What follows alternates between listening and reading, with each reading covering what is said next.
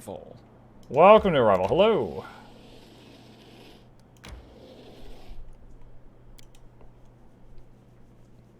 I wonder if I can rebuild that fort they destroyed. Or like, if I just recapture it back, or if I have to rebuild it, or what.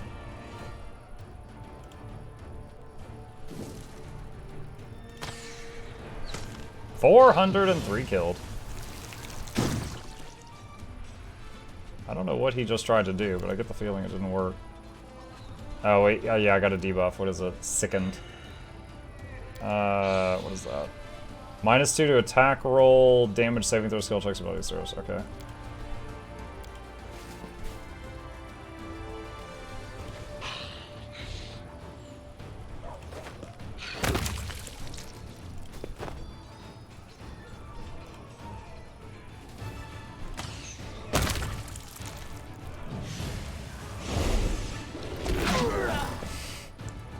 He takes a little nibble. You guys should know about the age! What time is it over there? 11:48 p.m. Almost midnight. Oh my god, the fattest of I forgot the redeems were on. all of you get up. Be in my stream every day! We've got a serious problem. What? Really? We're on it! Where did they cap that? Was it here that they capped it? Oh my god. Top man! Click. Go ninja, go! I think that's right. Click, click, click.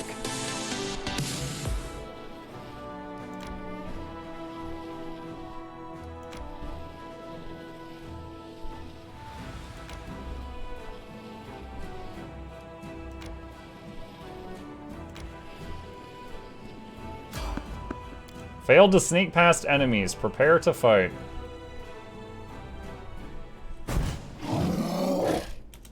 Oh my. The light take you.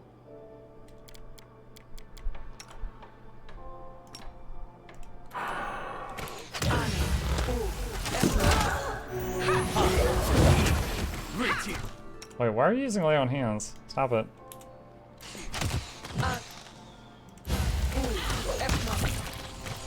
Into the fray.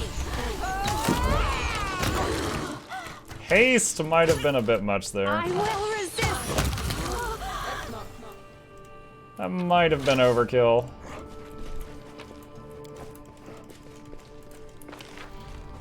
Wait, I missed something. What was it? 4 daggers. Okay. I'll go ahead. Hey, Muck, good to see you. What's up, Baron Otter? How you doing? But yeah, it's almost midnight here. We got a few more minutes.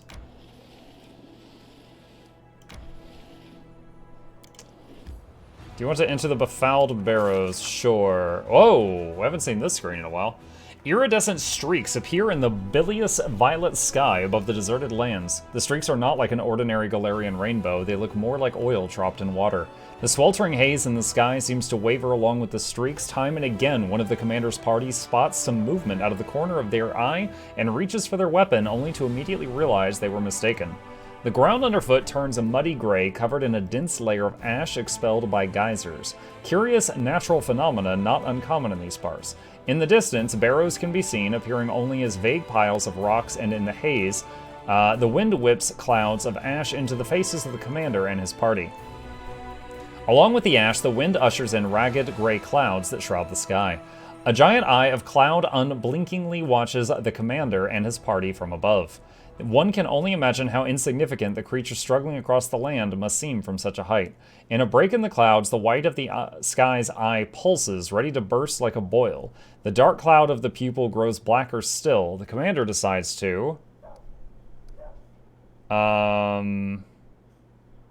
study the shape of the clouds more closely. Oh, you pick who makes the check? Mukluk observes that in this wind, the ordinary storm clouds cannot coalesce into clear shapes. The air throbs with peril. There's no mere storm. What's brewing is something brought by the abyss and possible only in the wound. Mobility. Choose character. Make for the barrows, the only cover in the middle of the waste. Fail. As the party runs for cover, the black people of the Cloud Eye looms, watching their flight. Something suddenly drops from the sky, landing with a splat at the commander's feet like an overripe fruit. It is white, about the size of a chestnut. It has a dark center, and the longer the commander stares at it, the more it seems like something is staring back. The fruit looks disturbingly like an eyeball. The whirlwind of ash stops the party from looking up to see what is happening in the sky. Perhaps a carrion bird was transporting its already rotting prize home? At least that's what all the companions are hoping as they cluster around the milky white eyeball.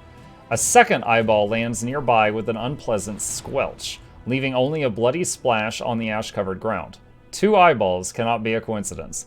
The commander does not even have to speak. Without a word, the party wheels around and races toward the barrows that loom black through the ash. The sickening hail plummets them in the back, shoulders, and heads, leaving wet marks on armor and clothing and soaking their hair in sticky slime. The land around the barrows looks more like a dumping ground than a burial ground. The storms have bleached skulls and bones, rusted armor, and dented swords. This is a familiar sight. More surprising are the legs and arms of golems scattered around the waist, the once snarling faces of animals that now lack all resemblance to their living brethren, things that look like horse carcasses but with broken mechanical legs. Everything is brown with rust and long forgotten. A battle was fought here once. Through the veil of ash, the party struggles to find the entrance to the barrow. Perception. Mukluk. Mukluk taps on the rock to test its solidity, trying to find a weak point, a crevice, or a door. Victory smiles on him. The next strike is answered with a ringing of iron. The ash, a darkened piece of metal that covers the entrance, crumbles under Mukluk's attack. The mouth of the barrow is cool and smells of damp and dust. More of the ash lies underfoot, pressed into a glossy, slippery crust. It is clear that the barrow has been constructed above a cave system. The deliberately carved-out corridors stretching off into the barrow's depths leave room for natural passageways. The wind, wailing through the stalactites in the dark, carries a strange sound similar to a desperate human cry. Help me. Help me. The party strains to hear and decides to...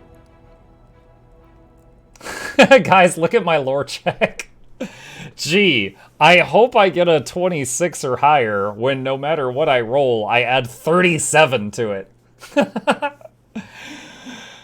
Find out who the voice belongs to. The longer Mukluk listens, the more the voice changes. One moment it sounds like the desperate cry of a child, the next the piercing, ragged scream of a woman, and the next bird song. It cannot be ruled out that he is hearing only what he wants to hear. Go toward the voice. Mukluk cannot ignore the cries for help, and the party rushes toward the sound, frequently looking around for enemies or traps. A strange thing, the closer they get to the voice, the less distinct the pleas become, blurring into the grinding screech of a rusty mechanism. The only passage leading further into the barrow finishes in a dead end, a spacious cave, its walls decorated in frescoes that have almost entirely faded over time. Before the companions have a chance to decide whether to look for a door or turn back, the cave floor, which seems solid with well-trodden ash, vibrates and begins to ripple like water. One after another, the commander's companions are sucked into the thick, ashy mass like they have stepped into quicksand.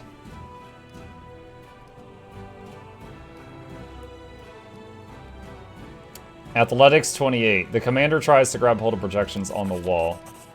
The party notices fissures in the nearest wall and tries to grab onto the cracks to climb out. The commander's companions hang suspended over the quagmire for a time, but they cannot move any further. There are no other ledges on the wall to grab onto. Even the strongest party members begin to lose their grip and gradually slide back down. Assess the situation. The party understands that panicking is pointless. Assessing the situation and formulating a plan of action is much more useful. When they stop struggling, they notice that the quick ash seems to loosen its grip in turn. Below, they can hear strange noises like grinding metal. Could there be a mechanism drawing the quick ash downward? The exit from the cave is still too high up, and now the party have only one route out. Down. Mobility. This one is like almost 50-50. Make a run for the exit. Success! The party floats in the quick ash like in water and manages to slow their sinking with precise measured movements. They maintain their composure, giving them time to think about what to do next. The party has tried everything it can. The only option left is to accept its fate. Those who wish to speak barely have time to say their goodbyes. Take a deep breath and dive. The quagmire's resistance vanishes as expected. The quagmire opens his eyes, sensing he is in freefall. Through the gloom, he sees a spear sticking out parallel to the ground and manages to grab hold of the wood and hang suspended from it. Suddenly, everything jolts into action. Dozens of daggers, saws, and swords, spears spring out from all sides, whistling through the air, but this is no enemy ambush. The enemies are being brandished by the pistons and loud scraping gears of a giant mechanism. The spear that saved the commander was so rusted in its piston that it is no longer able to move. The party has found itself in the heart of a giant metal flower growing up out of the ashy quagmire covering the floor. The Uranig, built by the Forges of the Abyss, tries to close its petals, crushing, mashing, and cutting its victims to pieces, but years of lying dormant in the darkness have taken their toll. Its articulations move with a soul-shuddering screech and easily becomes jammed. The mummified bodies of unlucky crusaders can still be seen hanging speared on rusty blades. If the commander wants to avoid their fate, he must...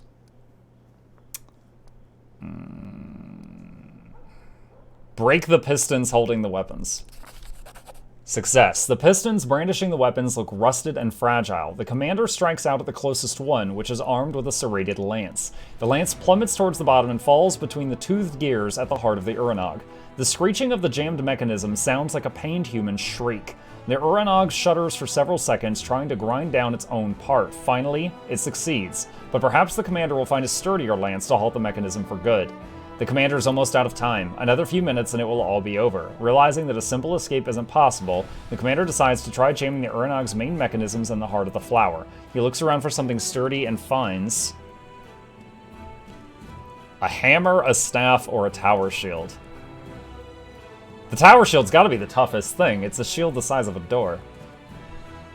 A tower shield on the back of a dead warrior. The commander's almost out of time. Another few minutes, we already read that. As she died, the female warrior tried to hide behind her tower shield, but it did not save her. The closing petals pinned her to her shield, furthermore fusing them together as one whole. The commander plants his feet against the shield and pushes, trying to dislodge it, but it doesn't move an inch. A hammer from the dead paladin. The hammer falls, sparking... Oh, wait. The body of a paladin clutching a war... Oh, it's a warhammer. That's even better. That's like a two-hander. Clutching a warhammer in his hands of bone hangs from one of the Uranog's hammers, pointing directly upward. The commander is lucky that this warrior chose to meet his death with weapon in hand. The commander drags the body toward him and grabs the hammer, but the Servant of Light's grip is still surprisingly strong and refuses to relinquish the weapon. The bone arms are easily ripped from the skeleton's shoulders, still holding the hammer. The commander tosses the lot into the heart of the Uranag, so I just threw an arm and a hammer in there.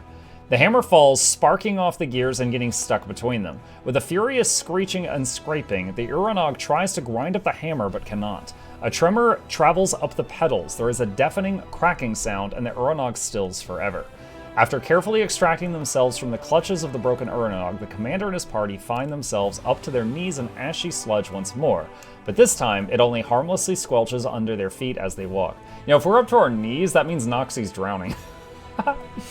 A dark breach yawns before them, and the cry the commander heard at the entrance to the barrow rises up again. Help me! Since there is no other route, the commander decides to check for anything of value. The commander searches the Crusaders' bodies. What the dead no longer need may prove useful to the living. Fortune smiles on them. The party will be leaving the Urnog's cave richer than when it went in.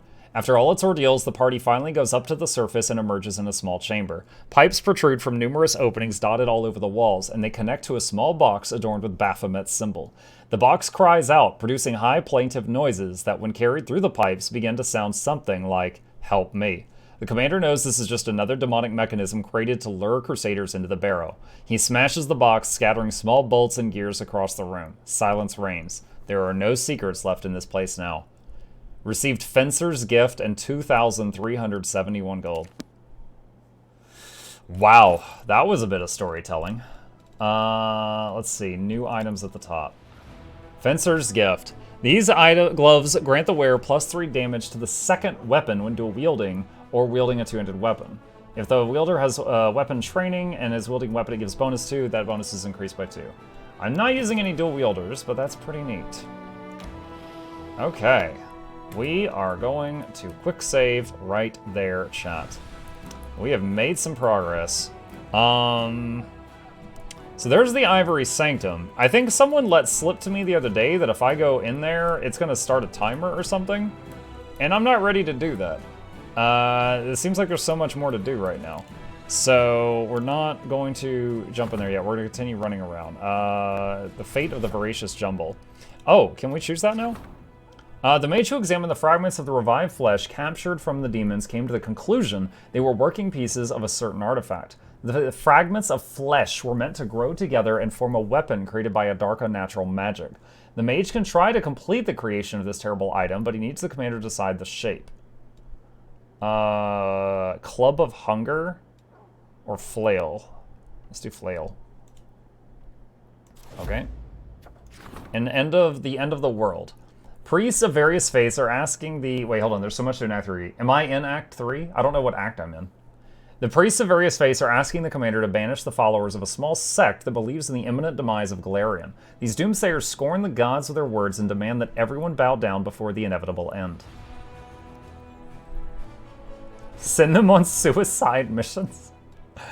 Silence them for leadership points. Permit them to preach, which reduces morale, but gains recruitment growth. Reconcile them with other priests. Crusader morale increases by 15. Energy point income increases by 3.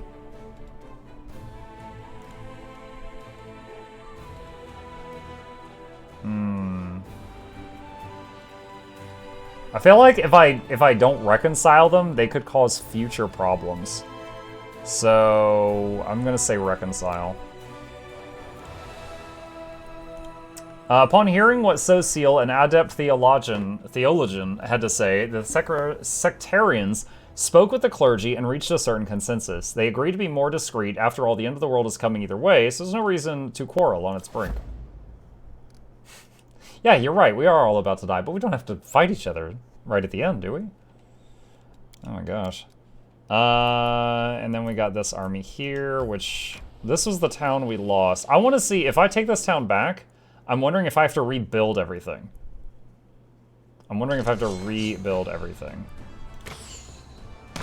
Stop being alive. Thanks for the skeletons. Alright. Oh, God. Oh, man, it's such a pain to click on that.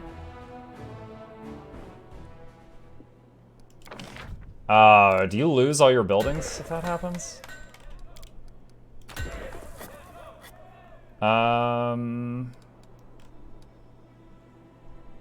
Increases the siege time by 3 days.